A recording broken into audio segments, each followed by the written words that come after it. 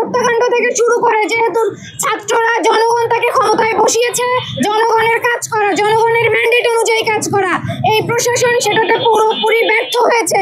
একইভাবে এই যে যুবদল যে ধরনের ঘটনাগুলো ঘটাচ্ছে, এটা আমরা একটা চিত্র হয়তো বা খুব বেশি হাইলাইট হয়েছে বলে আমরা কথা বলতেছি, কিন্তু এই কথাগুলো এবং এই ঘটনাগুলো নিত্যদিনের কাজ হয়ে দাঁড়িয়েছে। ফলে যদি প্রশাসন পদক্ষেপ না নেয় তাহলে এই ঘটনাগুলোর পুনরাবৃত্তি ঘটবে এবং আমরা দেখব এই যে লীগকে আমরা বিদায় করার কথা বলতেছি, এই ঘটনাগুলোর মধ্য দিয়ে লীগের পুনর্বাসন হবে। ফলে আমরা বলতে চাই যে আমরা লীগের পুনর্বাসন চাই না এবং অন্য কোনো দল যাতে এই ধরনের কোনো প্রায় 3টি নৃশংস ঘটনা ঘটেছে। তার মধ্যে একটি ঘটনা আমরা দেখেছি যে পুরান ঢাকায় একটি যুবদল নেতা কর্তৃক একজন ব্যবসায়ী যিনি হত্যার শিকার হয়েছে এবং তাকে কি নৃশংসভাবে হত্যা করা হয়েছে।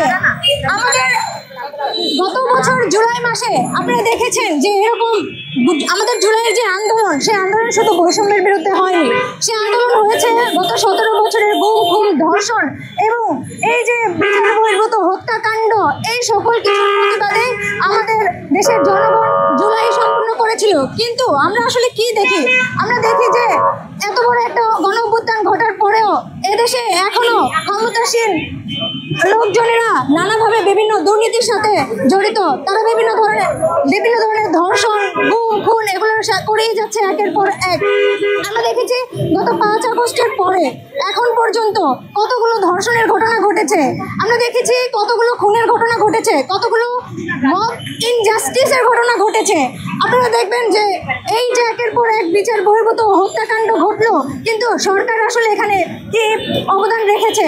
সরকার সবসময় নীরব ছিল এবং কোনো উপযুক্ত ব্যবস্থা না নেওয়ার ফলে আজকে আমরা দেখি যে একই দিনে 3টা নৃশংস ঘটনা।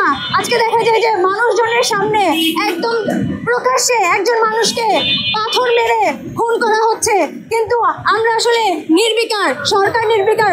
স্বরাষ্ট্র উপদেষ্টাকে কতবার বলা হয়েছে, কিন্তু স্বরাষ্ট্র উপদেষ্টা কি করছে? তাকে তো আসলে এই পদটা দেওয়া হয়েছে শুধু বসে থাকার জন্য না, কাজ করার জন্য। কিন্তু আমরা দেখি তিনি কিছুদিন পর পর এসে মিডিয়ার সামনে বক্তব্য রাখেন যে আইন শৃঙ্খলা বাহিনীর অনেক উন্নতি হয়েছে। আসলে উন্নতিটা কোন দিক দিয়ে হয়েছে আমার মাথায় খেলে না।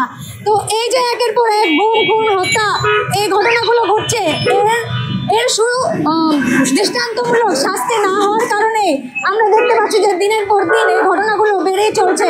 আমরা বলতে চাই এই ঘটনাগুলো আমাদেরকে আসলে অনিরাপত্তায়